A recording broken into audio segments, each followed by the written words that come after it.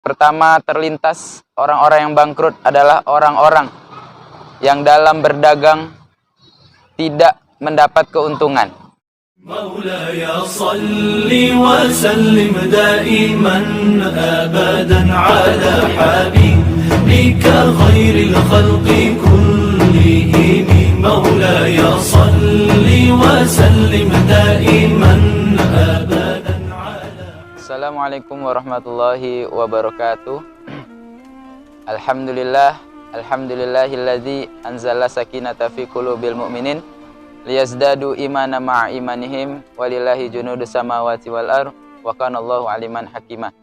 Asyhadu an la ilaha illallah wahdahu la syarikalah wa asyhadu anna Muhammadan abduhu wa rasuluh la nabiyya ba'da.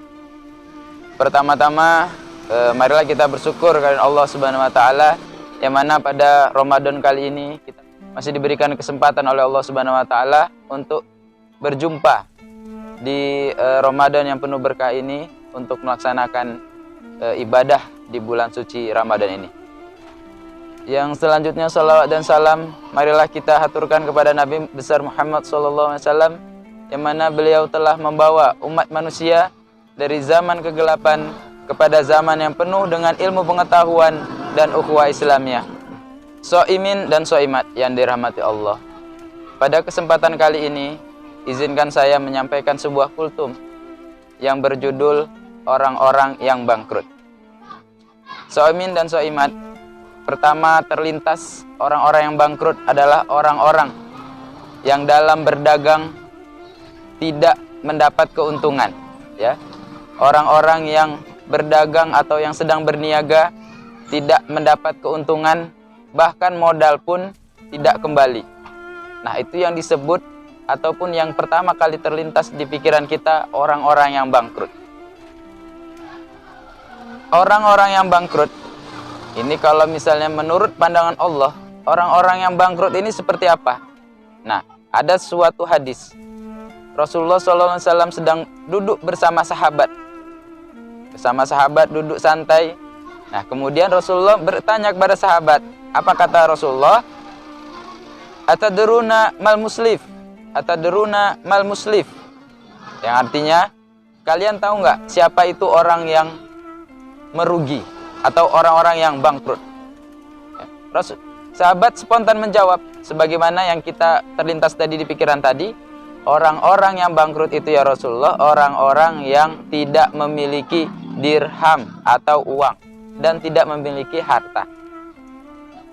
Kemudian Rasulullah menjawab, bukan itu yang dimaksud orang bangkrut. Nah, kemudian Rasulullah melanjutkannya bahwa orang-orang yang bangkrut adalah ketika di hari kiamat dia membawa pahala sholat, membawa pahala zakat, membawa pahala berpuasa, tetapi dia menyakiti orang lain, tetapi dia memakan harta orang lain, tetapi dia menzalimi orang lain. Jadi hartanya yang tadi, contoh hartanya dia dapat 1 juta karena dia menyakiti orang, menyakiti misalnya si Ridwan dikasih 500.000. Kemudian ada dia menyakiti Fatimah, dikasih pahalanya ke Fatimah 200.000 dan lain-lain, dibagi sampai dia habis. Dan kalau nanti pahalanya habis dan dia diberikan dosa dari orang yang disakiti tadi, nah itulah orang-orang yang bangkrut menurut pandangan Allah. Kemudian bagaimana cara mengatasinya? Bagaimana cara kita untuk tidak bangkrut?